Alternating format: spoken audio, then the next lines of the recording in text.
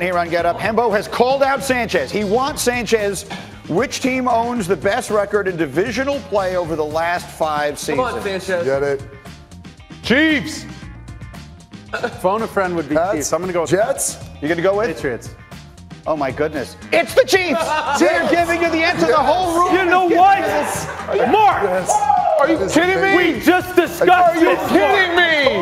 We just discussed it. If you could hear the enormous grief that is being given to Sanchez by the guys at the opposite end of the room, we all said there's no way it's the Patriots, who, by the way, the Patriots are 22-5. The Chiefs are 23-3. One game. That's the good news for Kansas City. But last night, there was some really, really bad news. Let's take another look at what happened last night. Chiefs a mile high taking on the Broncos. Patrick Mahomes, before the game, the concern was the ankle. That looked fine early. Certainly McCole Hardman looks fine early, taking this one in for a 21-yard touchdown on the Chiefs' first drive of the game. And they're up 7-6 and all is going well. And then football fans everywhere, avert your eyes.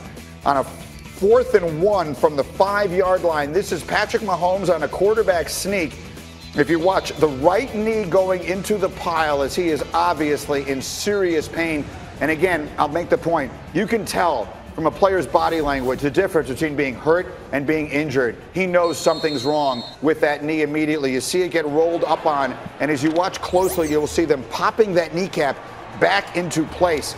The story will come today. He will undergo an MRI. Adam Schefter said it'll be the most important MRI in franchise history. The whole league looking on as Patrick Mahomes will find out today just how bad this knee injury is. Chiefs go on to an easy win, 30-6 the final. How good has he been? Well, I mean, let's look at the numbers on the right side of this screen. He's thrown 65 touchdowns in 23 games.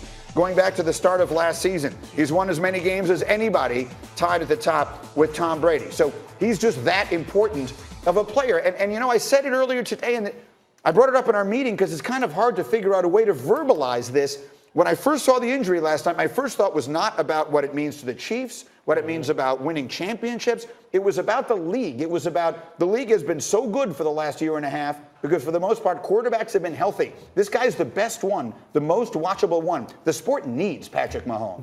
There's no doubt about that. Look, everyone knows that quarterbacks are the most marketable players on football teams in the NFL, and everyone knows that that's primarily what drives viewership. Seeing special quarterback play. Look, we all love the other components of the game, whether it be good defense, good running backs, good pass rush, you know, flamboyant cornerbacks like Deion Sanders, Jalen Ramsey. Deion Sanders is the past, Jalen Ramsey of the present. But Pat Mahomes represents the future. The league knows it. The Kansas City Chiefs know it. The casual fan knows it. If anybody knows one player on the Kansas City Chiefs, it's him. And I'll tell you what, it's representative. I can say this. Let me give you the perfect example of this. Look, I have a daughter who's in college who watches football, knows that her father made his living playing football and talking about football now. Doesn't watch football all the time, but there's one person that she knows. She knows who Pat Mahomes is. And you see kids now, you know, they're buying Halloween costumes with the Pat Mahomes hair, all this stuff. So he is very, very important to the NFL right now and in the future, and he represents everything that you want young players to represent. I want to talk specifically about the injury. If you're with us at the beginning of the show, Sanchez, you had what we think is a similar injury. Again, we're still waiting for the full details of what his is. But you had what seems to have been a similar injury. Right. When you said when you came back in 3 or 4 weeks, you had to wear a brace. It limited your athleticism. Give us a little more of that because it may be what Patrick Mahomes will deal with when he returns. Of course. Hopefully it's just that and you're just battling swelling. That's the real issue. Get the swelling down and then it's as tolerated. Wear a brace. See how you can do. And this is a tough kid, man. He was playing with a bum ankle already. Right. You got to drag this kid off the field, right? You got to literally carry him off the field. The fact that he walked off on his own is a great sign. And talking with doctors, like I said, I'm not a doctor, but when you have to manually reposition that kneecap, the only fear is right under your kneecap, there's like a brake pad under there. Right. And you can have a chondral defect. Basically, any kind of cartilage in there that gets disrupted, or if a piece breaks off, that's your only fear. That would be their worst nightmare because that's surgery pretty quick. If nothing like that happens, work with the swelling, and get back on the field as tolerated. They'll find that out again today in the MRI. Vilma, give me a sense of the other guys in that locker room right now. What are they talking about as they know they'll be without him for at least a period of time? It's all about accountability right now. When you talk about the other guys, the other leaders in the locker room and the veterans, they're saying, all right, it's my time to step up. It's my time to show out in an essence, because now it's not the Mahomes show. It's about how are we going to develop as a team and how we're going to win these games, because they have 2 very tough games coming up, by the way. Oh, by the way, the Broncos stink. Let's take a look at their side of this game last night. They were terrible. Joe Flacco was sacked a career-high 8 times in this loss against the Chiefs. Their offense only managed 6 total points. They're now 2-5, and there'll be a lot of eyes on general manager John Elway, who has still, among other things, not gotten the quarterback position right. The QB situation for the Broncos, pretty much since Peyton Manning rode off to the sunset, has been difficult to say the least. Elway's made a variety of acquisitions in a variety of different ways, including a first-round draft pick that you see there in Paxton Lynch, and it just hasn't worked out. And, you know, Lewis, as a person who has made your living putting together teams and all that and evaluating talent, someone like me might look at it and say, John Elway is one of the greatest quarterbacks of all time. How can he not get the quarterback position right? There's a lot of factors that go into it as far as quarterback play and how ultimately it winds up panning itself out. And sometimes, you know what, I don't know. I find it interesting that sometimes in the NFL, when you have guys who are great players at certain positions, they don't necessarily always. That doesn't necessarily always equate to the fact that they can evaluate that position the same way. Now, that being said, look, there's a lot of things that go into this as far as quarterback success and failure in the NFL. And for some reason, he hasn't been able to identify the kind of traits that he wants and or put the kind of team around these specific players in order for them to ultimately give him the kind of performance that he wants. I think the best one that he's brought in here so far, we have not seen yet, that being Drew Lock. And I'm sure they are waiting and they are basically sitting on their hands and just sitting here, you know, chomping at the bit to get him on the field right now to see what they have in the future. But there's so many other things that are going to go into this, namely that offensive line.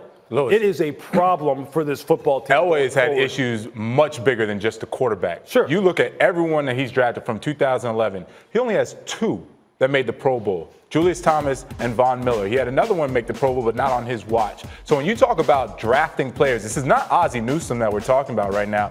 John Elway has not done a good job overall, period. He just has not done a good job. And it isn't just really just the player personnel part of it, Greeny. There's also the coach selection part of it, the developmental part of it. He's overseeing the entire football operation. So not just trying to select quarterbacks and or other players.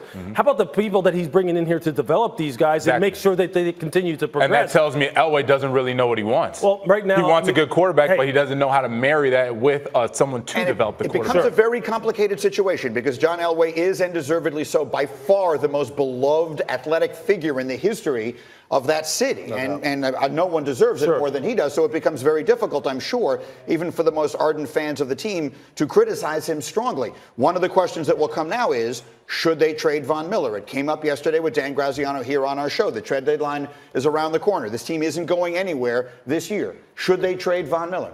If they feel as though they are years away and that this rebuild is going to be much more significant than maybe they want to actually admit, then maybe you should look into that. If someone makes you that kind of offer and feels as though they are a good quality pass rusher that just turned 30 years old and will be 31 in, I believe, February of 2020, if someone's going to make you that kind of offer, then you have to listen to it. And I think it may head down that road. It really may. And Von Miller is one of those people you really can't envision him playing for any other football team, considering what he's done for this franchise. Yeah. But this program has some holes, some major holes, and they need assets in order to build it back up. Right. I mean, Joe Flacco won a Super Bowl. He's an MVP. He got paid a bunch of money. Right.